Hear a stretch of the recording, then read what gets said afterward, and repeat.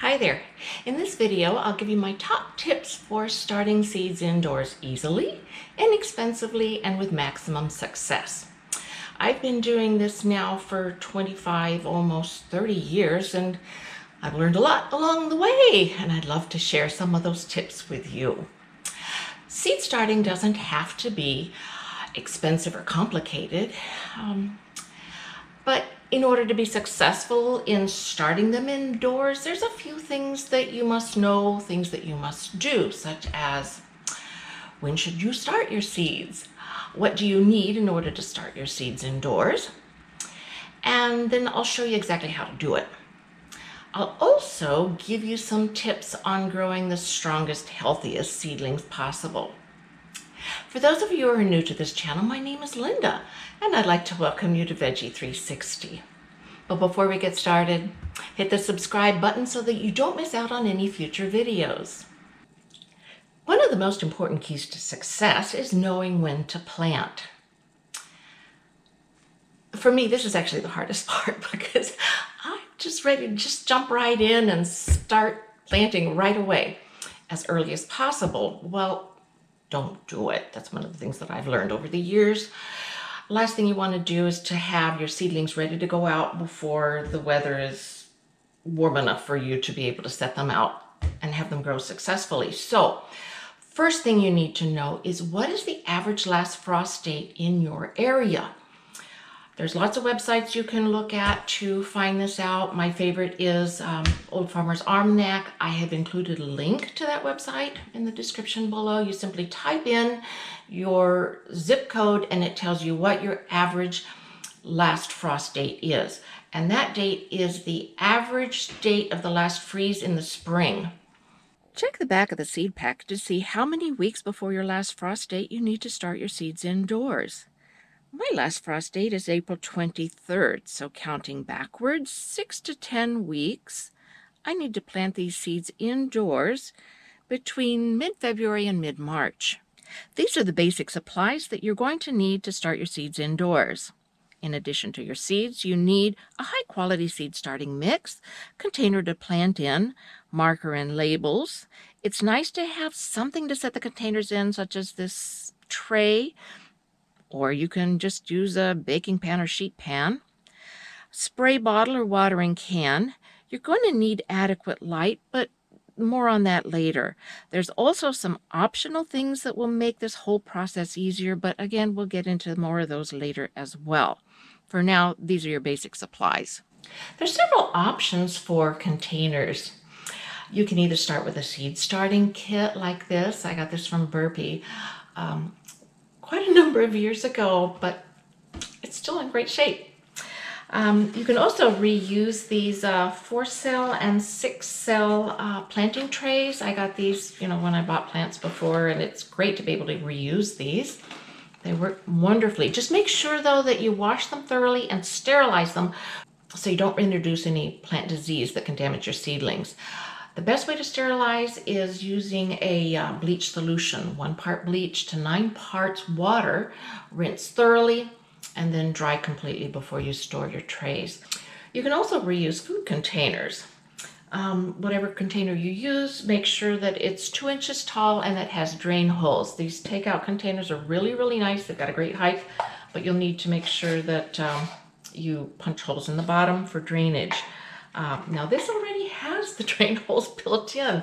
A lot of the berries are these clamshell containers that already have the drain holes ready for us.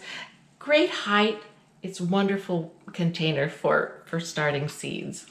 It's best to use a seed starting mix instead of a regular potting mix. The seed starting mix should be sterile in order to avoid any potential problems with diseases or pests, light and fluffy for good aeration and good drainage, and a fine particle size for good contact with the seeds.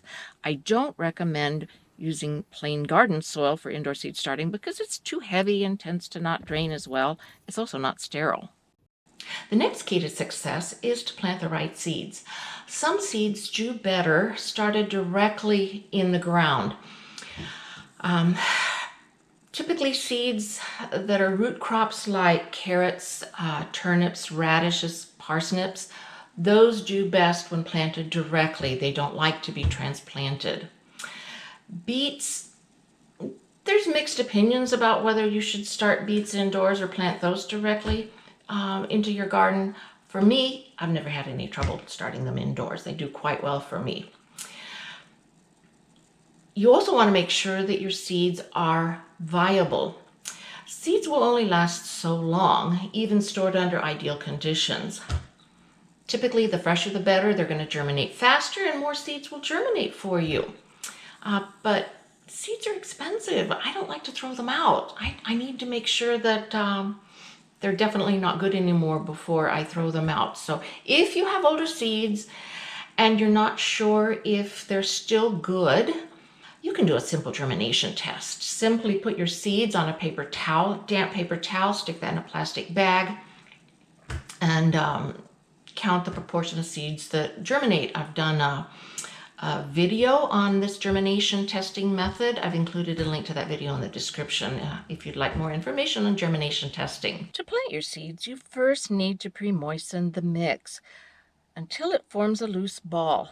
Fill your container with this moist mix until it's almost full, packing down lightly to eliminate any air pockets so that the roots will have good contact with the mix once the seedlings start to grow. I like to plant 2 seeds per cell, then thin to 1 later, keeping the most robust seedling. For older seeds, I plant 3 or more per cell to make sure that I have at least 1 good seedling coming up. It's important to plant at the right depth, so check the back of the seed packet for the proper planting depth. A good rule of thumb is 2 to 3 times the diameter of the seed. Most seeds can be planted 1/4 to 1/2 inch deep, the smallest seeds about 1/8 of an inch deep. Some seeds, though, like lettuce, actually need light to germinate, so just press those seeds lightly into the soil.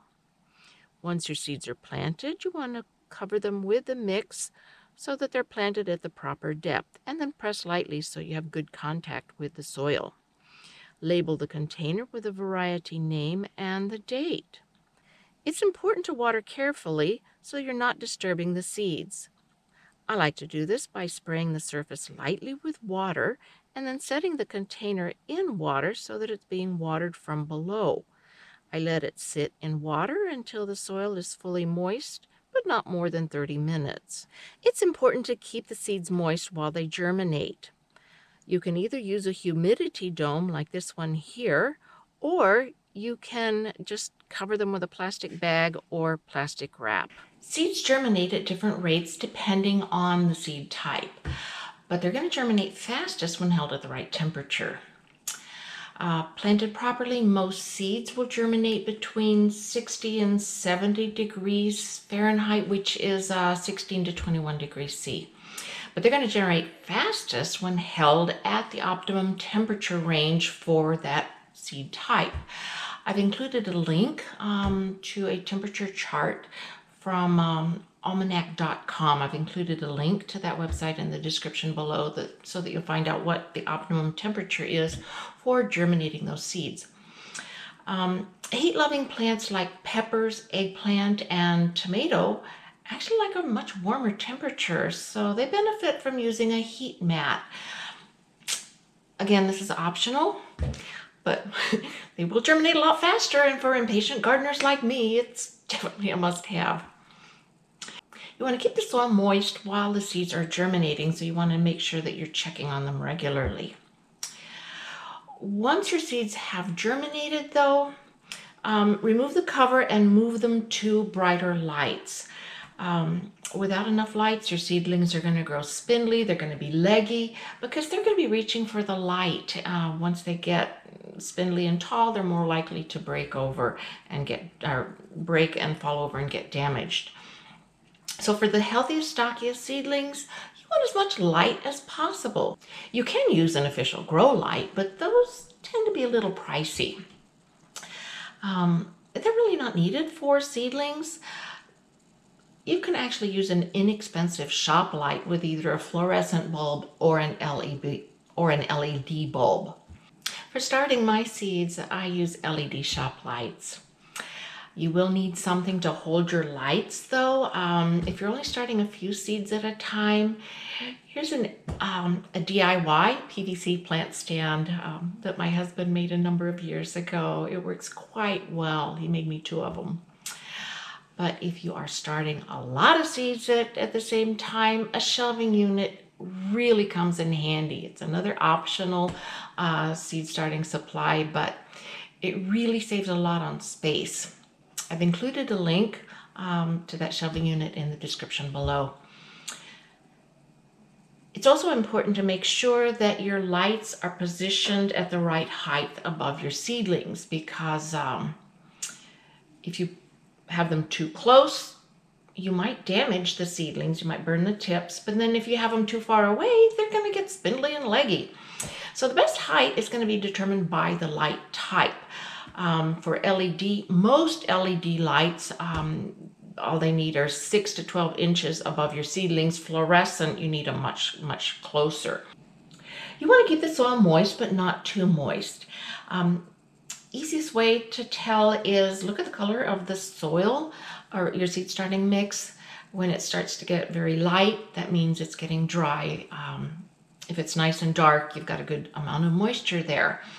But keep in mind, just because the surface is dry doesn't mean that the root zone is also dry. So the best way to tell whether or not you need to water is to use the weight of the tray as your guide. It's going to take a little bit of practice here, but just lift it up, and if it starts feeling a little bit too light, then it's time to water. Opinions are mixed on what's the best way to water. Some people like to water from above. I like to water from below. Bottom watering, simply by putting your containers in a tray of water and letting the water wick up. This way it doesn't disturb the seedlings quite as much, and it also avoids getting the foliage wet, which can lead to other diseases or other issues like damping off. For fertilizing, the seed actually comes with enough nutrients in that seed to support the seedling until it gets its first true leaves. So you don't need to fertilize it first. Some seed starting mixes do come with a low level of fertilizer, which is just fine. But if yours doesn't have any fertilizer, then you can add fertilizer after the seedling shows its first true leaves.